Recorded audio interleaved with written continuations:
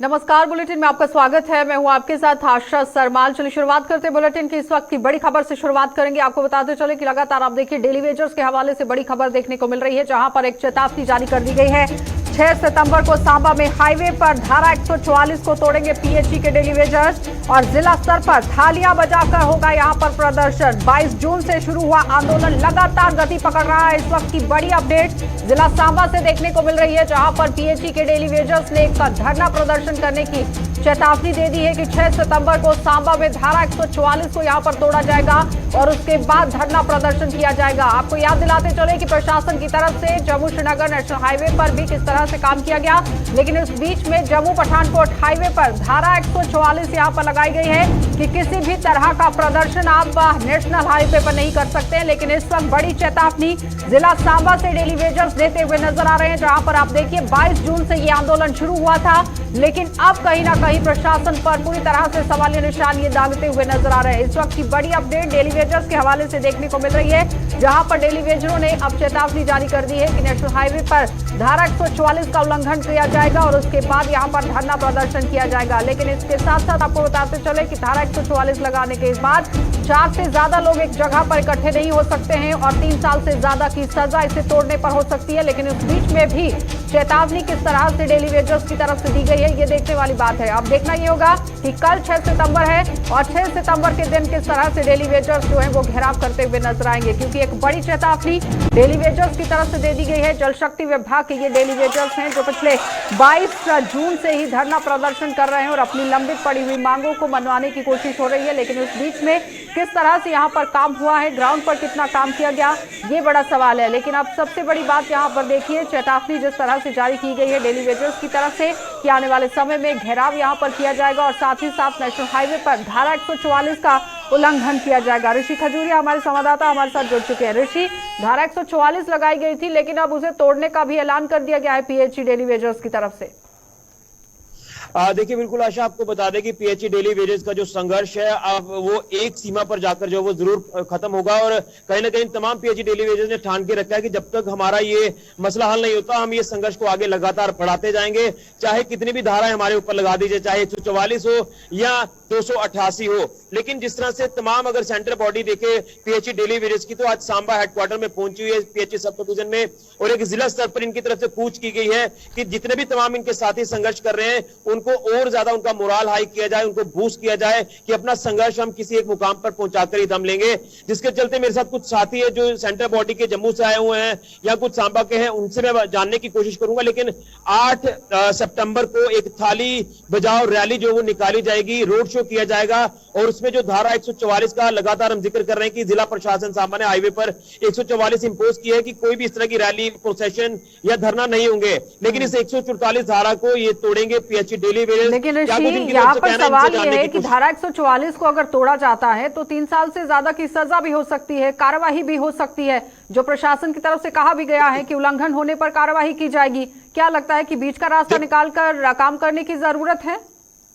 देखिए बिल्कुल बीच का रास्ता कोई ना कोई निकालना होगा। मध्यस्थता का दौर पहले भी हमने देखा कि कोई नहीं निकला, आज भी कोई नहीं निकला। लेकिन अब जिस तरह से जो एडमिनिस्ट्रेशन ऑर्डर्स निकाल रहा है उन ऑर्डर्स को किस तरह से काउंटर करना है उसको लेकर रणनीति पीएचई डेली वेजेस की तरफ से तैयार की गई है। तो तमाम जो साथी यहाँ पर पहुंचे मैं उनसे जानने की कोशिश करूंगा तो क्या कहेंगे। एक थाली बजाओ रैली, रोड शो आपकी तरफ से किया जा रहा है और धारा 144 को ध्यान में रखा जाएगा आपकी तरफ से या फिर धारा 144 को तोड़ दिया जाएगा, क्योंकि संघर्ष आपका जो एक ही मोटिव है कि हमने अपना संघर्ष जो है वो एक मुकाम तक पहुंचाना है। ऋषि शुक्रिया आपका। हम लोग अपने बच्चों की रोजी रोटी के लिए निकले हैं और 22 जून से लगातार संघर्ष कर रहे हैं।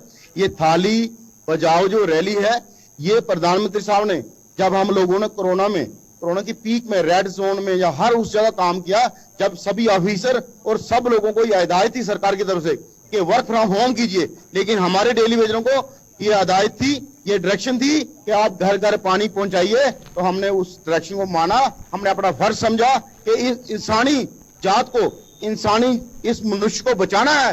तो पीएचई वालों का सबसे पहला कदम है और हमने हर उस घर में पानी पहुंचाया जहां कोई परेशानी थी या कुछ था। और पहले से डबल ड्यूटी थी हमारे कई साथी, महीने घर नहीं गए, ये थाली बजाओ रैली वो प्रधानमंत्री साहब ने अप्रिशिएट किया था उस टाइम कि आप थाली बजा के। सवाल आ रहा है कि प्रशासन ने जो एक मध्यस्थता का दौर निकालने की कोशिश की, मीटिंग के लिए भी बुलाया था, उसको लेकर क्या कहें? ऋषि जी देखिए, प्रशासन बुलाता है, मध्यस्थता के लिए नहीं बुलाता। वो एक ही बात कहता, आप इस स्ट्राइक को खत्म कीजिए। तो हम ये कहते हैं, आप हमारी बदो मजदूरी खत्म कीजिए। कोई मीटिंग है, निचोड़ नहीं निकल पा रहे। बिल्कुल निचोड़ नहीं, तो अलग अलग तरीके से प्रेशराइज करने का तरीका है उनका। चाहे धारा 144 की बात कीजिए या कोई हो, तो पुलिस की लाठीचार्ज या कुछ भी हो, लेकिन हम इससे लेकिन ऋषि कानून का उल्लंघन तो नहीं होना चाहिए था। मैं आपसे एक रिक्वेस्ट करूंगा कि मैं थोड़ी बात इन तमाम साथियों से रखना चाहता हूं, क्योंकि एक रणनीति जो इनकी तरफ से तैयार की गई है वो जानना बड़ा जरूरी है। तो आपसे भी जानना चाहूंगा, आज जिला स्तर पर भी आपकी तरफ से की जा रही है और तमाम अपने साथियों का मोरल हाइक किया जा रहा है, क्या कहेंगे इस संघर्ष को लेकर? बिल्कुल ऋषि जी, जिस तरीके से आज आप देख सकते हैं कि पीएचई का जो संघर्ष लंबे समय से चलता आ रहा है, आज प्रशासन उनकी जायज मांगों को मानने के बजाय दबाने का प्रयास कर रहा है। कभी 144 लगा के, कभी कुछ किसी न किसी तरीके से, कभी लाठीचार्ज करके। तो आज हमने जो डिवीजनों का दौर शुरू किया है, तो ये हमारा सीधा मकसद है कि 8 तारीख को जो थाली और ताली की रैली होगी, जो प्रधानमंत्री जी तक ये आवाज पहुंचाने की प्रयास है हमारा कि ये वही कोविड वॉरियर हैं जिनके सम्मान में आपने थाली और ताली बजाई थी। आज इनकी हालत आप लोग देखें, और अगर फिर भी सरकार की नींद नहीं खुलती तो आने वाले दिनों में, जैसे अमित शाह जी का दौरा भी प्रस्तावित है, तो उनका डटकर विरोध होगा। और हम चाहते नहीं है कि ऐसा कुछ करें, लेकिन एडमिनिस्ट्रेशन मजबूर कर रही है। हमारी मांगों को जल्द से जल्द अगर पूरा नहीं किया जाता, हर वो कदम उठाएंगे जो हमारी रेगुलाइजेशन तक जाए। आप यहाँ पर आए, क्या कहेंगे इस संघर्ष को लेकर, जो अब एक लग रहा है कि किसी एक सीमा पर जाकर जरूर पहुंचेगा? शुक्रिया ऋषि जी, पहले तो आपके थैंक्स है आपका। दूसरा, जो सांबा डिवीजन इस में कार्यक्रम चला है, इन साथियों का हौसला अफजाई बढ़ाने के लिए हम लोग जहाँ पे आए हैं।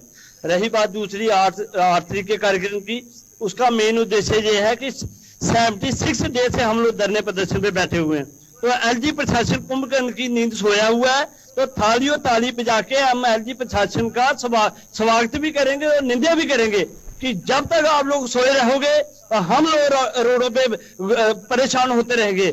आज हमारे बच्चों का इशू है, हमने अपना गोल्डन पीरियड डिपार्टमेंट को दिया है। ठीक है, तो ये तमाम इनकी तरफ से कहना है कि हमारा संघर्ष लगातार जारी रहेगा। जिला स्तर पर, डिवीजन लेवल पर तमाम इन साथियों को इकट्ठा लगातार किया जाएगा और एडमिनिस्ट्रेशन को काउंटर लगातार किया जाएगा, चाहे जितने भी वो धारा लगा दें या जितने भी ऑर्डर उनकी तरफ से निकाले जा रहे हैं इनके अगेंस्ट। लेकिन ऋषि, सवाल यहाँ पर यह है कि कानून का उल्लंघन नहीं होना चाहिए, क्योंकि कानून जो है वो सबसे ऊपर है, सर्वोपरि है। और उस पर क्या लगता है कि बीच का रास्ता निकालकर काम करने की जरूरत है? ऋषि, एक लाइन में मैं स्पष्ट तौर पर इनसे जानना चाहता हूँ, 144 जो लगाई गई, 3 साल की सजा का प्रावधान है, तो इसको किस तरह से? ऋषि जी, हम पिछले 28 साल से सजाई काट रहे हैं। ये बदवा मजदूरी सजाई है कि कम वेतन में हमारा शोषण किया जा रहा है। हम उस चीज की बिल्कुल परवाह नहीं करते, उस सजा की बिल्कुल परवाह नहीं। आने वाला हमारा, इसके बाद हम कठुआ जा रहे हैं, ये पूरे प्रॉविंस हम मोबिलाइज कर रहे हैं। ये संघर्ष लगातार जारी रहेगा, कोई भी धारा लगा दे इसका कोई हमें फर्क बहुत बहुत धन्यवाद ऋषि जुड़ने के लिए। तो फिलहाल आपने देखा कि ऋषि खजूरिया हमारे साथ जुड़े हुए थे, जो बता रहे हैं कि किस तरह से पीएचई के डेली वेजर्स धरना प्रदर्शन करते हुए नजर आएंगे। कल के लिए उन्होंने चेतावनी जारी कर दी है कि 6 सितंबर को आंदोलन किया जाएगा और धारा 144 का उल्लंघन किया जाएगा। लेकिन आप देखिए, यहाँ पर बीच का रास्ता निकालकर काम करने की भी जरूरत, और किस तरह से अब प्रशासन की तरफ से कदम उठाए जाएंगे, ये देखने वाली बात है। आगे बढ़ जाएंगे, 5वें वेतन आयोग को लेकर भी आपको एक खबर दिखा देते हैं, जहां पर आप देखिए बुजुर्ग किस तरह से परेशान नजर आ रहे हैं। 5वें वेतन आयोग की सिफारिशों के लाभ को लेकर लोग जो है वो सड़कों पर आ गए हैं। जम्मू कश्मीर पुलिस के रिटायर्ड मुलाजिमों का अब यहाँ दर्द जो है वो छलकता हुआ नजर आ रहा है और प्रशासन पर सेवा का मेवा न देने का आरोप लगा दिया गया है। इस वक्त की बड़ी अपडेट जम्मू से देखने को मिल रही है, जहां पर जम्मू कश्मीर पुलिस के रिटायर्ड मुलाजिमों का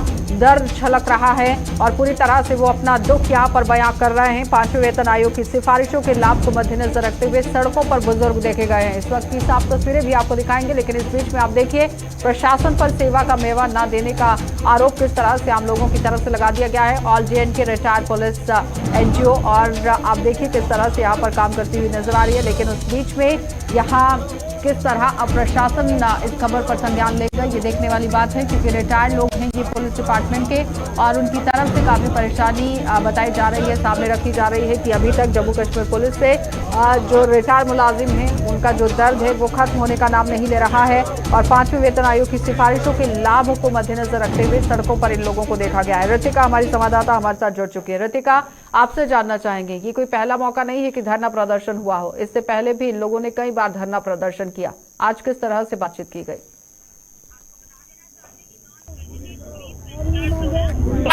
बड़े लंबे समय से प्रदर्शन जो थे वो जम्मू की सड़कों में चल रहे थे। थे और आज एक बार दोबारा से ये अपनी अलग अलग मांगे जो इनकी बड़े लंबे समय से चल रही है उनको लेकर ही आए हैं। उन्हीं का वर्णन हल्का सा मैं करना चाहूंगी। सबसे पहले अगर बात करूं 1996 में फिफ्थ पे कमीशन जो लागू की गई थी उसे पुलिस डिपार्टमेंट जो था उसे बाहर रखा गया था। वो चाहते हैं कि वो क्यों किया गया था उसे भी इम्प्लीमेंट कर दिया जाए।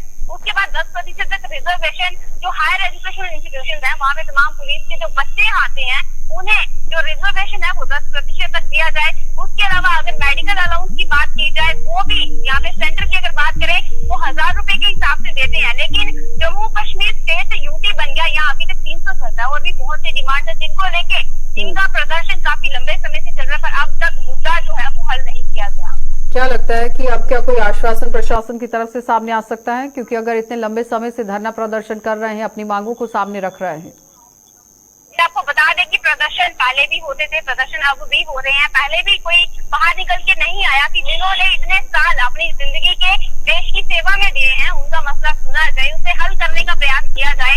यानी कि कोई भी नुमाइंदा अभी तक बाहर निकल के नहीं आया है, पर उम्मीद की कर सकते हैं कि शायद आने वाले समय में इनकी बात सुनी जाए। पर अब तक की बात करें किसी भी प्रकार का आश्वासन नहीं आया। चलिए रितिका, बहुत बहुत धन्यवाद जुड़ने के लिए। तो फिलहाल आपने देखा कि रितिका हमारी संवाददाता हमारे साथ जुड़ी हुई थी, जो बता रही हैं कि किस तरह से कोई आश्वासन प्रशासन की तरफ से अभी तक नहीं दिया गया है। काफी लंबे समय से ये धरना प्रदर्शन कर रहे हैं, लेकिन आप देखिए आज भी किस तरह से यहाँ पर अपनी मांग रखते हुए सामने आए हैं। आगे बढ़ जाएंगे, अब आपको दिखाते चलें कि हीरानगर सेक्टर में भी किस तरह से यहाँ पर नदी नालों की बात सामने आई है। लेकिन उस बीच में जब नाले उफान पर आ जाते हैं तो कितनी परेशानियां लोगों को झेलनी पड़ती हैं। ये हीरानगर का जांडी गांव है, जहां पर बरसाती नाला छात्रों के लिए झील का जंजाल बना हुआ है। नाले पर पुल ना होने की वजह से जान जोखिम में ये बच्चे डाल रहे हैं और अभिभावकों और टीचरों की जानें भी पूरी तरह से सूली पर टंगी हुई है। और ये प्रशासन पर कहीं ना कहीं सवालिया निशान उठता हुआ नजर आ रहा है। हीरानगर की जांडी गांव से खबर आप इस वक्त देख रहे हैं, जहां पर आप देखिए नाला न बनने की वजह से काफी परेशानियां स्कूली बच्चों को झेलनी पड़ रही हैं। और जिस बीच में अगर बरसात के मौसम में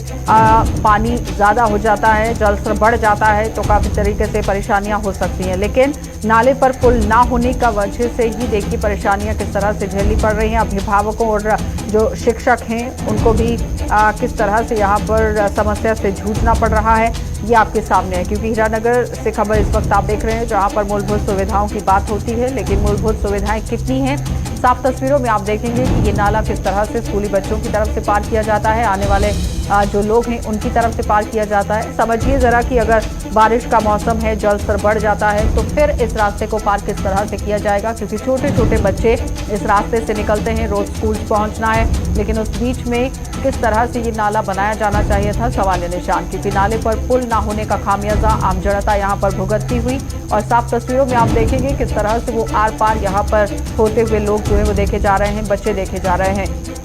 अभिभावकों ने भी अपना यहाँ पर गुस्सा जो है वो जाहिर किया है, शिक्षकों ने भी गुस्सा जाहिर किया है। तो साफ तस्वीरों में देखिए छोटे छोटे बच्चे जो हैं वो किस रास्ते से निकलने को मजबूर हो गए हैं। लेकिन अंदाजा यहाँ पर ये लगाइए कि अगर जल स्तर बढ़ जाता है, बारिश का मौसम है, बरसात है, और उस बीच में किस तरह से यहाँ पर हादसा हो सकता है, ये भी बड़ा सवाल है। इसी खबर पर ज्यादा जानकारी के लिए हमारे संवाददाता रंजीव मेहता हमारे साथ जुड़ चुके हैं। रंजीव, आपसे जानना चाहेंगे कि जिस तरह से बार बार दावे किए जाते हैं कि जमीनी सतह पर आम जनता को मूलभूत सुविधाएं दी जा रही हैं, लेकिन क्या लगता है कि कितनी सुविधाएं मिल रही हैं? पे बताऊं, का जो स्कूल है रास्ते को देख सकते हैं कि विकास जो है अभी भी दूर है ग्रामीण क्षेत्रों में, क्योंकि सरकार हर बार यही दावे करती है कि हम जमीनी स्तर पर विकास करवा रहे हैं, लेकिन इस स्कूल की पुलिया की हालत देखकर लगता है कि विकास अभी गांव में बड़े कोसों दूर है। क्योंकि ये जो जांडी गांव की बात करूं तो ये एक ऐसा ऐतिहासिक और धार्मिक पवित्र स्थान है। यहाँ पर जगदम्बिनी गंगा का स्थान है। यहाँ पर हजारों की संख्या में लोग श्रद्धालु यहाँ पे आते हैं स्नान करने, और ये एक पुराने ऋषि मुनियों के लिए ये एक तपस्या का केंद्र भी रहा है। और अभी हाल ही में यूटी सरकार ने इसको टूरिज्म के मैप में भी इस गांव को लिया है। जी अच्छा, लेकिन क्या लगता है कि पुल अभी तक क्यों नहीं बना है? क्योंकि आप देखिए डीपीआर कोई तैयार हो गई है, या फिर टेंडर लगाया गया है, या फिर अभी तक कुछ भी नहीं किया गया है?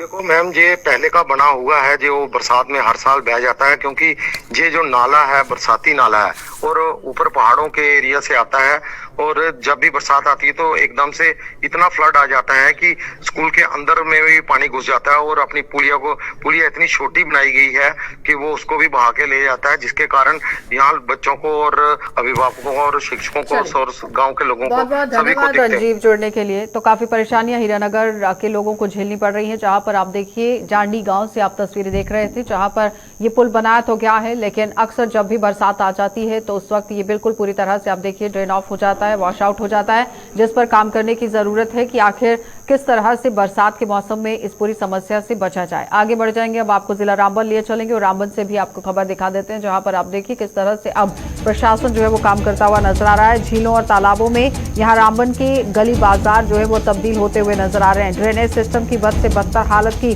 सुध यहाँ प्रशासन नहीं ले रहा है और लोगों का घरों से बाहर निकलना भी यहाँ मुहाल हो रहा है। इस वक्त की बड़ी अपडेट जिला रामबन से देखने को मिल रही है, जहां पर आप देखिए झीलों और तालाबों में यहाँ रामबन की गली बाजार जो है वो तब्दील हो गए हैं और ड्रेनेज सिस्टम की बद से बदतर हालत की सुध ना यहाँ पर लेता हुआ प्रशासन नजर आ रहा है, जिसकी वजह से काफी परेशानियां लोगों को। लेकिन जो एक बड़ी बात सामने रखी गई है कि आम जनता की भलाई के लिए काम हो रहा है, लेकिन वहां म्युनिसिपल कॉर्पोरेशन किस तरह से काम कर रही है और गली के अंदर जिस तरह से पानी पहुंचता नजर आ रहा है, ड्रेनेज सिस्टम को सही करने के लिए म्युनिसिपल कॉर्पोरेशन क्या कुछ काम कर रही है। इससे पहले भी म्युनिसिपल कॉर्पोरेशन पर ही सवालिया निशान जो है वो उठे थे, लेकिन अब तस्वीरें आपको एक बार फिर से दिखा रहे हैं जिला रामबन से, जहां आप देखिए साफ तस्वीरों में आप खुद देख सकते हैं, अंदाजा लगा सकते हैं कि किस तरह से हालात वहां पर बनते हुए नजर आ रहे हैं। इस वक्त की बड़ी अपडेट जिला रामबन से दिखाई जा रही है, जहां पर म्युनिसिपल कॉर्पोरेशन को काम करने की जरूरत है, क्योंकि ड्रेनेज सिस्टम की बद से बदतर हालत होने की वजह से काफी परेशानियां लोगों को झेलनी पड़ रही है। इससे पहले म्युनिसिपल कॉर्पोरेशन की तरफ से बड़ा दावा भी पेश किया गया, लेकिन आप देखिए जमीनी सतह पर ये दावे किस तरह से फितड़ी साबित हो रहे हैं। लोगों का गली मोहल्लों में, गली बाजारों में बाहर निकलना पूरी तरह से मुहाल हो चुका है। परेशानी के दौर से लोग गुजर रहे हैं, लेकिन पानी आप देखिए बिल्कुल भी रुकता हुआ नजर नहीं आ रहा है। यानी ड्रेनेज सिस्टम खराब होने की वजह से ये परेशानियां झेलनी जा रही हैं और ये सारे आरोप आम लोगों की तरफ से यहाँ पर दागे जा रहे हैं कि म्युनिसिपल कॉर्पोरेशन भी कोई काम करती हुई नजर नहीं आ रही और जिस पर प्रशासन को भी गौर फरमाने की जरूरत है। लेकिन इस बीच में जहां एक बड़ा दावा सामने रखा जाता है कि प्रशासन की तरफ से काम किया गया, तो साफ तस्वीरों में आप देखिए किस तरह से बरसात के समय में भी ये काम हुआ है। और बरसात यहाँ पर आप देखिए प्राकृतिक यहाँ पर स्रोत है, लेकिन उस बीच में प्रकृति से तो लड़ा नहीं जा सकता है, लेकिन उससे बचने के लिए उपाय जरूर किए जा सकते हैं। नदीम हमारे संवाददाता हमारे साथ जुड़ चुके हैं। नदीम, जिस तरह से बड़ा दावा पेश किया जाता है म्युनिसिपल कॉर्पोरेशन की तरफ से भी, लेकिन तस्वीरें कुछ और ही बयां कर रही हैं। जी बिल्कुल, देखिए आशा मैं आपको एक चीज बता दूं कि म्युनिसिपल काउंसिल रामबन की जहां हम बात करें, क्योंकि यहाँ पे ड्रेनेज सिस्टम पूरी तरह से जो है ब्लॉक पड़ा हुआ है। हालांकि कई बार म्युनिसिपैलिटी से हमारी बात हुई, उनका ये कहना था कि लोग कोऑपरेट नहीं करते हैं। जनाब, अगर लोग कोऑपरेट करते तो जाहिर सी बात है कि हम इसमें कहीं न कहीं कामयाब हो पाते। डस्टबिन हमने जगह जगह इंस्टॉल किए हुए हैं और लोग वहां पर जाकर कूड़ा करकट फेंके। लेकिन अच्छा एक चीज जो इम्पोर्टेंट अगर हम देखें इसमें, क्योंकि अगर आपने डस्टबिन को बाजार में इंस्टॉल किया हुआ है, मुख्तलिफ मकामात पे इंस्टॉल किया है, तो जाहिर सी बात है लोगों को ये तो पता होगा नहीं जब वो घर के दहलीज के अंदर ही है और उन्हें ये पता चले कि कहाँ पे हमारे मोहल्ले में, हमारे वार्ड में जो है डस्टबिन जो है इंस्टॉल किया गया है। तो कहीं न कहीं जरूरत इस बात की है कि लोगों को आप अवेयर करें सबसे पहले कि अगर आप किसी चीज को मार्केट में लाते हैं, किसी चीज को किसी जगह पर ले जाते हैं, तो सबसे पहले उसके एडवांटेज डिसएडवांटेज के बारे में आप उन लोगों को अवेयर करें। अगर इन लोगों को अवेयर किया जाता कि जब आप डस्टबिन में अगर कूड़ा करकट डालेंगे, नालियों में ना फेंकेंगे, तो ये जो हमारा वाटर लॉगिंग सिस्टम है वो कहीं न कहीं बेहतर हो सकता है। लेकिन ड्रेनेज सिस्टम हमारा ब्लॉक होने का एक कारण ये भी है कि लोगों को अवेयर नहीं किया गया। सारे लोग, हम ये भी नहीं कहें कि अनअवेयर है, क्या लगता है कि जागरूकता शिविर लगाने की जरूरत है? जी बिल्कुल, देखिए आशा इसमें तो क्योंकि पिछले 1 महीने से लगभग मैं इस चीज को देख रहा हूँ, लोगों से मिल रहा हूँ, म्युनिसिपैलिटी के जो इलेक्टेड लोग हैं या फिर ऑफिसर्स हैं, उन तमाम लोगों से बातचीत होते रहती है। तो मैंने यही चीज पाई है कि अगर इसमें कैपेसिटी बिल्डिंग के तहत जो इनके पास फंडिंग होती है उसके जरिए से अगर ये इस तरह के जो है अवेयरनेस प्रोग्राम्स करें, लोगों को अवेयर करें, एडवर्टाइज करें इन तमाम चीजों को, किस तरह से आपने इन तमाम चीजों का इस्तेमाल करना है, तो पॉसिबिलिटी है कि ये इस सब में सुधार देखने को मिल सकता है। लेकिन उसके लिए हमें आगे आना होगा, हमें अवेयर करना होगा लोगों को, क्योंकि कुछ लोग ऐसे भी जो अवेयर नहीं है और कुछ लोग ऐसे भी जिन्हें पता नहीं कि हमने ये तमाम चीजें कहाँ पे फेंकनी, पॉलिथीन को कहाँ फेंकना है, बाकी दूसरे तरह का कचरा उसको कहाँ फेंकना है। तो पहले उनको कैटेगरी कर ली हमने, डिवाइड करना, उसके बाद लोगों को बताना है कि हमारे पास बहुत बहुत धन्यवाद नदीम जुड़ने के लिए। तो फिलहाल आपने देखा कि नदीम का क्या कुछ कहना था। वो कह रहे हैं कि म्युनिसिपल काउंसिल की तरफ से यहाँ पर काम भी किया जा रहा है, म्युनिसिपल कॉर्पोरेशन काम भी कर रही है, लेकिन उस बीच में आम लोगों को भी सहयोग करने की जरूरत है। लेकिन उस बीच में आप देखिए आम जनता को जागरूक करने की जरूरत है, शिविर लगाने की जरूरत है, लोगों तक ये पूरी जानकारी पहुंचाने की जरूरत है कि किस तरह से आपको काम करना है। आगे बढ़ जाएंगे। अब आपको डोडा जिले की भद्रवा सब डिवीजन में पेश आए हुए आज सड़क हादसों में एक दंपति सहित मां बेटे की दर्दनाक मौत हो गई। पहला हादसा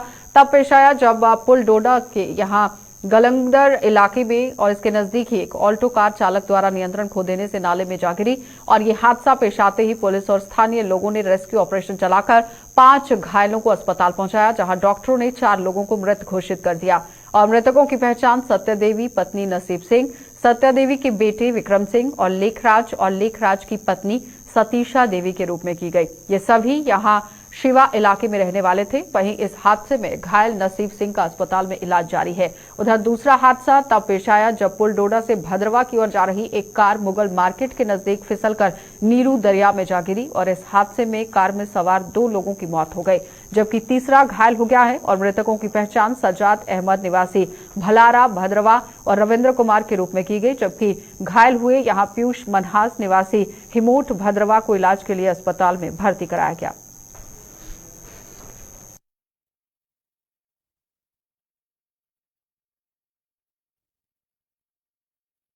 तो director school education Jammu doctor Ravishankar Sharma ने देश का भविष्य किए जाने वाले यहां पर बच्चों को शिक्षित करने में टीचरों द्वारा दिए गए योगदान की सराहना की। उन्होंने कहा कि शहरों के साथ साथ दूरदराज के इलाकों में अपने फर्ज को पूरी निष्ठा और ईमानदारी के साथ अंजाम दे रहे हैं और टीचरों के इस योगदान को कभी भी भुलाया नहीं जा सकेगा। और जम्मू में आज टीचर्स डे के अवसर पर आयोजित कार्यक्रम में भाग लेने के बाद उन्होंने ये बात कही और उम्मीद जताई कि हमारे टीचर्स भी नई शिक्षा नीति के तहत अपनी कौशल क्षमता में इजाफा करेंगे ताकि बच्चों की बेहतर भविष्य का निर्माण किया जा सके। इस कार्यक्रम में उपराज्यपाल मनोज सिन्हा भी वर्चुअल तरीके से जुड़े और टीचरों को आज के इस अहम दिन पर अपनी शुभकामनाएं दी।